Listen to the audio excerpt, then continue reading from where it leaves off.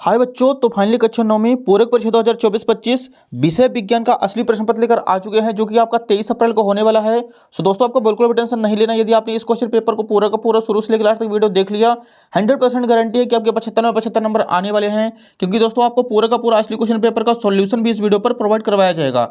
आप देख सकते हैं पेपर का फ्रंट पेज कुछ इस टाइप का होने वाला है। तो चलिए बिना टाइम वेस्ट किए आपको क्वेश्चन नंबर फर्स्ट से दिखाने वाले हैं। यहाँ पे देखिए, प्रश्न 1 है, सही विकल्प का चयन कर लिखिए। पहला क्वेश्चन है, 100 डिग्री सेल्सियस पर जल की भौतिक अवस्था है। इसका आंसर करना है द्रव। दूसरा प्रश्न है, आयोडीन टिंचर कीटाणुरोधी गुण रखता है। यह विलयन निम्नलिखित में से किसको घोलने पर बनता है। इसका आंसर करना है ऑप्शन नंबर 7, जल में आयोडीन। प्रश्न 3 है, सल्फर परमाणु का परमाणु द्रव्यमान होता है। इसका आंसर हो जाएगा 32। प्रश्न 4 है, मैग्नीशियम का सही इलेक्ट्रॉनिक विन्यास है। तो इसका आंसर करना है 282। प्रश्न 5 है, लाइसोसोम उत्पन्न होते हैं। तो इसका आंसर हो जाएगा गाल्जी उपकरण से। छठवां क्वेश्चन है, अस्थियों से मांसपेशियों को जोड़ने वाला संयोजी ऊतक है। इसका आंसर हो जाएगा ऑप्शन नंबर आ, कंडरा। प्रश्न 7 है, चाल तथा वेग दोनों का मात्रक है। इसका आंसर करते हैं ऑप्शन नंबर बा, मीटर प्रति सेकंड स्क्वायर। लास्ट क्वेश्चन 8वां है, प्रत्येक वस्तु अपनी अवस्था या स्थिति में परिवर्तन नहीं करना चाहती, वरन ऐसे किसी भी परिवर्तन का विरोध करती है। तो इस गुण को जड़त्व कहते हैं। ऑप्शन नंबर आ हो जाएगा इसका। तो बच्चों, पहला प्रश्न कंप्लीट हो चुका है। यहाँ पे देखिए, इंग्लिश मीडियम से भी अपना क्वेश्चन पेपर है, मतलब पूरा का पूरा असली पेपर है। प्रश्न 2 देखिए, रिक्त स्थान भरिए। पहला है, ऊर्ध्वपातन प्रक्रम में गैसीय पदार्थ सीधे ठोस अवस्था में आ जाता है। दूसरा प्रश्न है, अवोगाद्रो स्थिरांक 6.022 × 10⁻³ होता है। तीसरा प्रश्न है, अल्फा कणों का प्रकीर्णन प्रयोग द्वारा परमाणु के नाभिक की खोज संभव हुई है। प्रश्न 4, प्लास्टिड 2 प्रकार के, क्रोमोप्लास्ट और लिकोप्लास्ट प्रकार के पाए जाते हैं। आहार नली में चिकनी मांसपेशियां पाई जाती हैं। छठवां क्वेश्चन है, विस्थापन प्रारंभिक बिंदु और अंतिम बिंदु के बीच की न्यूनतम दूरी को कहते हैं। लास्ट क्वेश्चन 7वां हो जाएगा, कार्य करने की क्षमता को ऊर्जा कहते हैं। तो बच्चों, यहाँ पे दूसरा प्रश्न भी अपना कंप्लीट हो चुका है। इसके आंसर आपके सामने दिख रहे हैं, आप लोग फटाफट इनका स्क्रीनशॉट लेते चलिए। नेक्स्ट देखिए, प्रश्न 3 है, स्तंभ आ स्तंभ बा। पहला क्वेश्चन है, शुष्क बर्फ। तो इसका आंसर करना बच्चों हमें ठोस CO2। दूसरा है ब्रोमीन, अधातु है अमोनियम। तो इसका आंसर हो जाएगा बच्चों NH4+ आयन। James Chadwick. तो इसका आंसर हो जाएगा न्यूट्रॉन। अगला है पास्कल, दाब का मात्रक है 1 किलोवाट 1000 जूल प्रति सेकंड। श्रव्यता परास 20 हर्ट्ज से 20,000 हर्ट्ज के मध्य। अगला है गाजर घास। तो इसका आंसर हो जाएगा पार्थेनियम। तो बच्चों, यहाँ पे तीसरा प्रश्न अपना कंप्लीट हो चुका है पूरा का पूरा। इसका आप लोग स्क्रीनशॉट ले लीजिए, इसके आंसर आपको अच्छे से याद कर लेने हैं। नेक्स्ट देखिए बच्चों, यहाँ पे प्रश्न 4 है, एक वाक्य में उत्तर लिखिए। पहला क्वेश्चन है, 100 डिग्री सेल्सियस तापमान को केल्विन इकाई में परिवर्तित करके लिखिए। तो इसका आंसर हो जाएगा 273 + 100 = 373 केल्विन। दूसरा प्रश्न है, मिश्र धातु पीतल के घटकों के नाम लिखिए। तो इसका आंसर हो जाएगा तांबा और जस्ता। तीसरा प्रश्न है, 2 कोशिकांगों के नाम लिखिए जिनका अपना DNA होता है। इसका आंसर हो जाएगा माइटोकॉन्ड्रिया और प्लास्टिड। चौथा प्रश्न है, नारियल के रेशेयुक्त छिलके किस ऊतक के बने होते हैं। तो इसका आंसर करना है स्क्लेरेनाइका ऊतक। 5वां प्रश्न है, बल का मात्रक है। तो इसका आंसर हो जाएगा न्यूटन। छठवां क्वेश्चन है, किसी वस्तु पर 8 न्यूटन का बल लगाने पर वह बल की दिशा में 12 मीटर विस्थापित हो जाती है, तो कार्य कितना होगा। 8 × 12 12 × 96 जूल हो जाएगा। लास्ट क्वेश्चन 7वां है, रबी की 2 फसलों के नाम लिखिए। तो चना और गेहूं हो जाएगा। तो बच्चों, यहाँ पे चौथा प्रश्न अपना कंप्लीट हो चुका है। इसका आप लोग फटाफट स्क्रीनशॉट ले लीजिए, इसके आंसर आपको अच्छे से याद कर लेने हैं। नेक्स्ट देखिए, प्रश्न 5 है, वाष्पीकरण को प्रभावित करने वाले कोई 2 कारक लिखिए। तो इसका आंसर आप लोग यहाँ पे देख सकते हैं। सबसे पहले लिखेंगे, वाष्पीकरण को प्रभावित करने वाले कारक निम्न है। पहला हो जाएगा सतह का क्षेत्रफल, दूसरा वायु की गति, तीसरा वायु की आर्द्रता, चौथा हो जाएगा तापमान। अगला प्रश्न 6वां है, निलंबन के कोई 2 गुणधर्म लिखिए। इसका आंसर लिखना है, पहला पॉइंट दृश्यता, कणों को आंखों से देखा जा सकता है। मिश्रण का प्रकार विषमांगी मिश्रण होता है। प्रश्न 7वां है, विलयन की सांद्रता दर्शाने वाली कोई 2 विधि लिखिए। तो इसका आंसर लिखना बच्चों, पहली विधि हो जाएगी द्रव्यमान प्रति विलयन के द्रव्यमान प्रतिशत बराबर विलय का द्रव्यमान बटे विलयन का द्रव्यमान गुणे 100। दूसरा हो जाएगा द्रव्यमान प्रति विलयन के आयतन प्रतिशत बराबर विलय का द्रव्यमान बटे विलयन का द्रव्यमान गुणे 100। इसका भी बच्चों आप लोग स्क्रीनशॉट ले लीजिए। अगला प्रश्न 8वां है, समस्थानिक के कोई 2 अनुप्रयोग लिखिए। तो इसका आंसर देखिए, यहाँ पे पहला पॉइंट हो जाएगा, कैंसर के उपचार में कोबाल्ट के समस्थानिकों का उपयोग किया जाता है।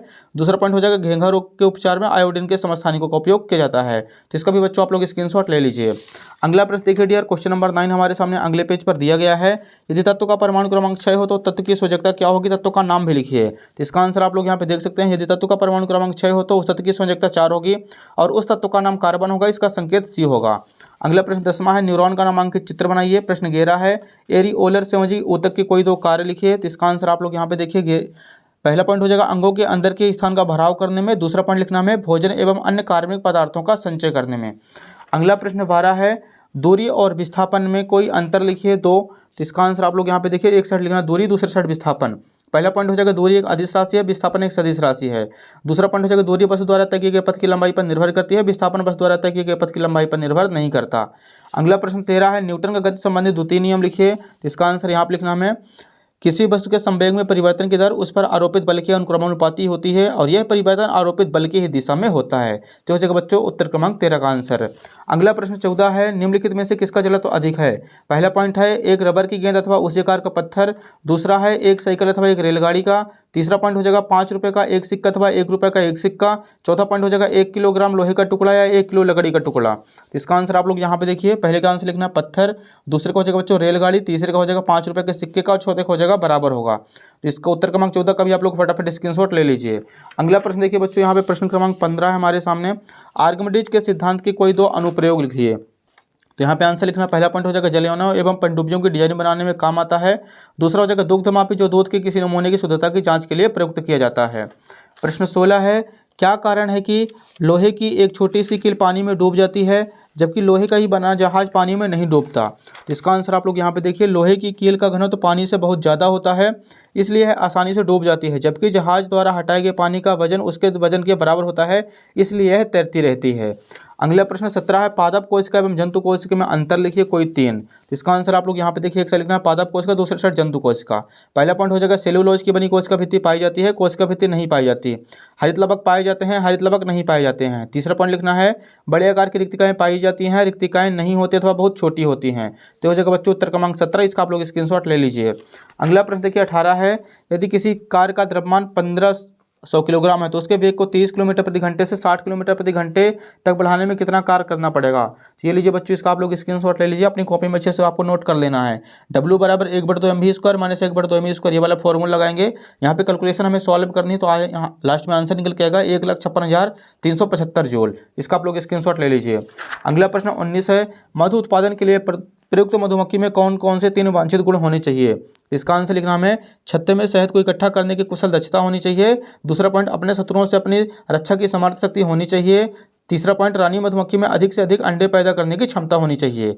अगला प्रश्न देखिए बच्चों 20 नंबर है, निम्नलिखित के सूत्र लिखिए। पहला है सोडियम ऑक्साइड, दूसरा है एल्यूमिनियम ऑक्साइड, तीसरा है सोडियम सल्फाइड, चौथा है कैल्शियम कार्बोनेट। तो इसका आंसर आप लोग यहाँ पे देखिए, पहला है sodium oxide Na2O, aluminium oxide का हो जाएगा Al2O3, sodium oxide Na2S, calcium carbonate CaCO3। अगला प्रश्न देखिए बच्चों, क्वेश्चन नंबर 21 हमारे सामने नेक्स्ट पेज पर दिया गया है, गति में परिवर्तन की दर को कैसे ज्ञात किया जा सकता है, इसे क्या कहते हैं, इसका मात्रक भी लिखिए। तो इसका आंसर आप लोग यहाँ पे देखिए बच्चों, किसी वस्तु के वेग में परिवर्तन की दर को त्वरण कहते हैं, इसका मात्रक मीटर प्रति सेकंड स्क्वायर होता है तथा यह एक सदिश राशि है। किसी वस्तु के संवेग में परिवर्तन की दर वस्तु के द्रव्यमान और वेग के गुणनफल के परिवर्तन के बराबर होती है। इस संबंध को delta P = m × delta V के रूप में व्यक्त करते हैं। इसी प्रकार हम गति में परिवर्तन की दर को ज्ञात कर सकते हैं। इसका आप लोग स्क्रीनशॉट ले लीजिए। लास्ट क्वेश्चन 22 है, ध्वनि के बहुल परावर्तन के 4 उपयोग लिखिए। तो यहाँ पे आप लोग इसका आंसर देखिए, पहला पॉइंट हो जाएगा पराध्वनि संसूचक एक ऐसा यंत्र है जो पराध्वनि तरंगों का उपयोग करके मानव शरीर के आंतरिक अंगों का प्रतिबिंब प्राप्त करने के लिए काम में आता है। दूसरा पॉइंट लिखना है कई वाद्य यंत्रों में इसका उपयोग किया जाता है। तीसरा पॉइंट हो जाएगा बच्चों मेगाफोन, स्टेथोस्कोप आदि में इसका उपयोग किया जाता है। चौथा पॉइंट हो जाएगा ध्वनि को बढ़ाने और ध्वनि को एक विशेष दिशा में केंद्रित करने के लिए इसका उपयोग किया जाता है। तो इसका भी बच्चों आप लोग स्क्रीनशॉट फटाफट ले लीजिए।